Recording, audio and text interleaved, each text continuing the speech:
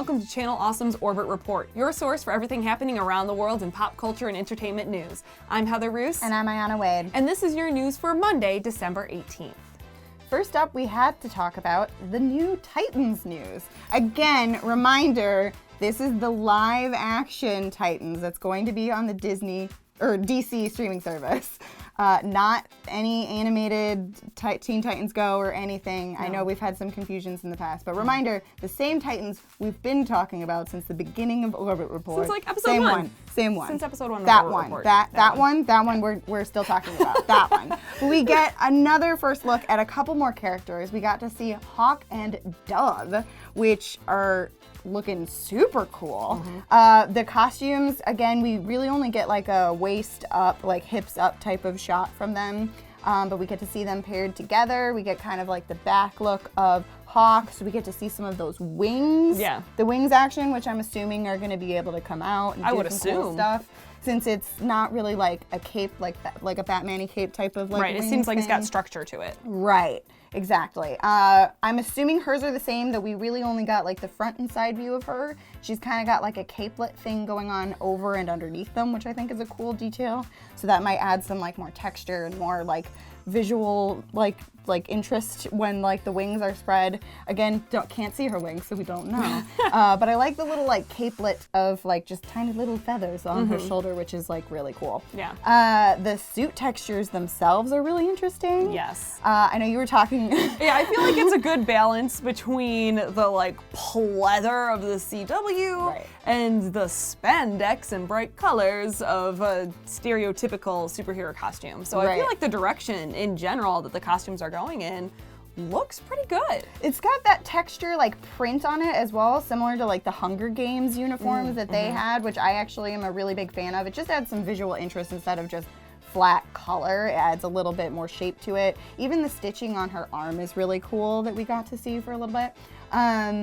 And that helmet that he's wearing has some really cool details on it as well. There's distressing on like his leatherette pieces on his suit, but like mostly on his helmet, it looks like he got hit a couple times. Yeah. Didn't get a new helmet. Yeah. Or maybe just some cool distress to make it look really badass. Like he's seen some things in that helmet. And her face mask, I do not like as much as the helmet. I would say that's the only part that I like kind of fell flat for me on that. It looks like a moth landed on her face.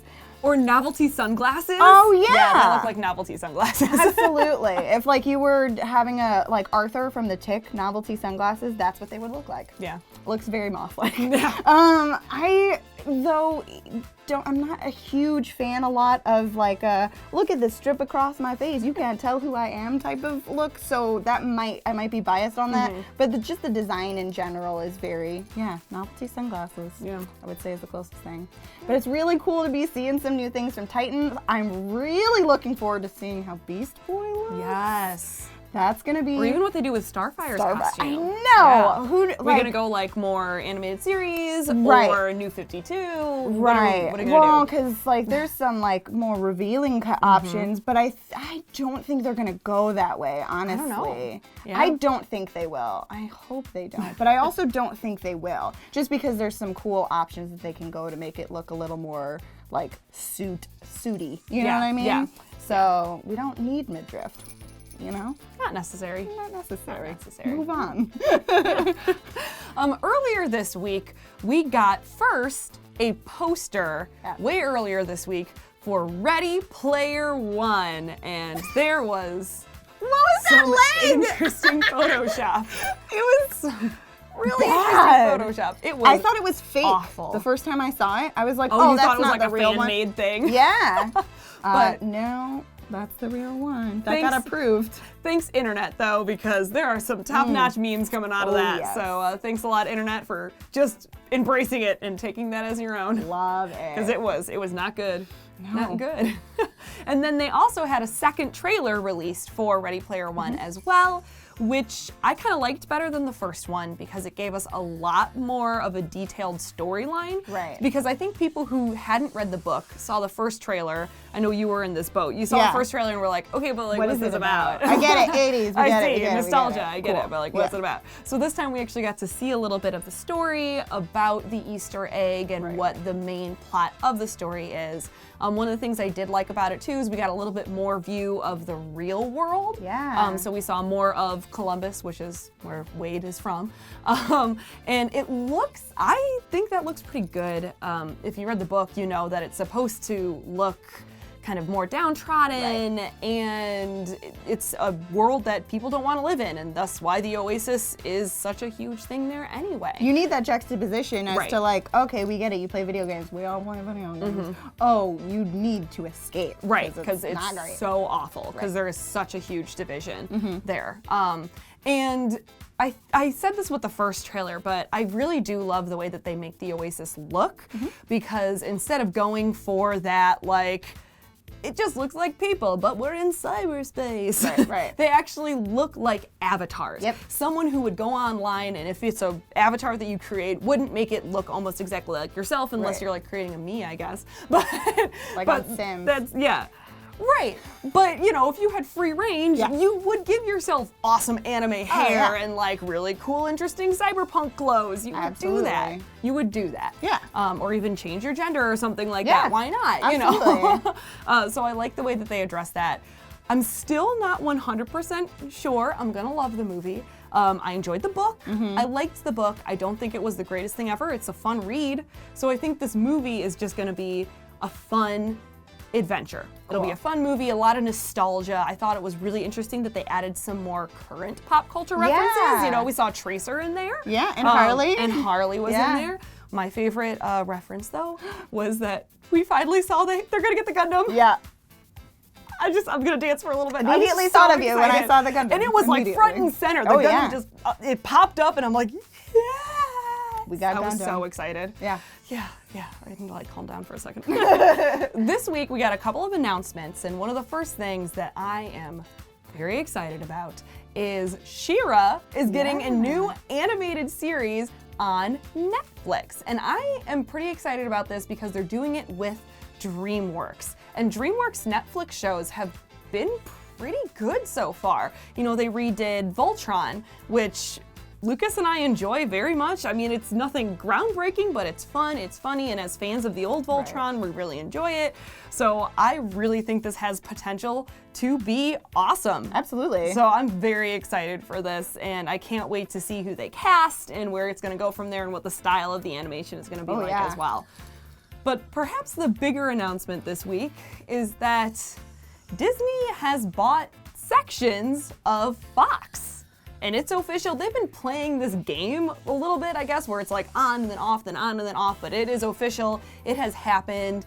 They have bought all of the 21st Century Film licenses, which means that the X-Men and Fantastic Four are coming home. They're gonna be a part of the Marvel Universe, which is cool. But could mean so many things. It could mean so many things. It's a cool thing, but I'm also not sure that it's going to be great for the superhero film genre because things like Deadpool and Logan came out of Fox's need to just do something different that wasn't Disney. And those films were great. I loved Deadpool, I loved Logan, and it's going to be interesting to see if then that means that all of the new X-Men movies from here on out are going to be more of the Marvel Disney formula, or if they're going to still try to do something different and unique. But maybe we'll get a good Fantastic Four film? Maybe. Maybe. You can hope. Right? You can hope. I'm looking at the positives here. Yeah, right. They also bought FX, which is obviously a branch that Disney really doesn't have much of because there's some edgy TV shows on there. Yeah. I'm a big fan of American Horror Story, so I'll be interested to see what in the world happens with that now that it's FX is Disney's. They bought National Geographic, which could be good. I mean, Planet Earth is solid and awesome. But one of the more interesting things is that they now have a controlling interest in Hulu. So are they going to like slowly kill Hulu. I mean, or they're having their incorporate own it into the Disney streaming. streaming service. I don't know what's going to happen with that. There's just so much that this could possibly mean, and we are just going to have to write it out and see. But bit of a mixed bag there. yeah, I'm personally not too excited about it to see what happens. Disney, man, taking over the world. It's too much. Join us. I'm just kidding. I'm not with Disney. No, we're not. I wish. We're also going to be doing our thoughts on Star Wars over on Facebook at Awesome Comics. So we'll give you a little bit more spoiler stuff there. Non-spoilery though, what did you think of the film? I loved it. I know some people hate it, and that's fine. You are totally entitled to your opinion. That's fine. But I really liked it a lot. I thought it felt familiar, yet totally new. There's just enough echoes back to The Empire Strikes Back that it still felt familiar, but there are some just completely new things that I did not see coming. And I knew to expect plot twists, but it was still like, whoa. It was good. I really enjoyed it. I thought the characters were well developed. I would say for sure see it in theaters. Yes. It is well worth it. Some of the shots that they set up in the third act are just great. So well worth it to see it in theaters. Agreed. Some of the world building is really great. We get to see some new creatures and alien races, and it's which I love, especially Porgs.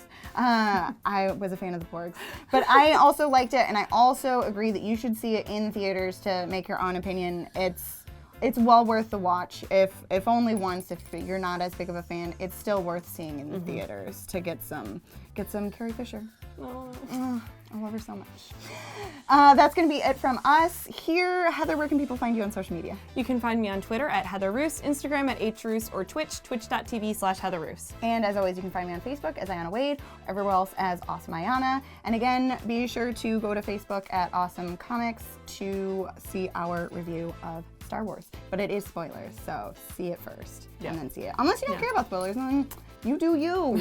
Otherwise, that's going to be it from us here. Let us know in the comments down below what you thought of Star Wars, and make sure to put some spoiler warnings if you do go into spoilers. Otherwise, let us know what we missed this week, and we will catch you next week for a special episode of Orbit Report. Get hyped. In the meantime, hey, can you beam us up?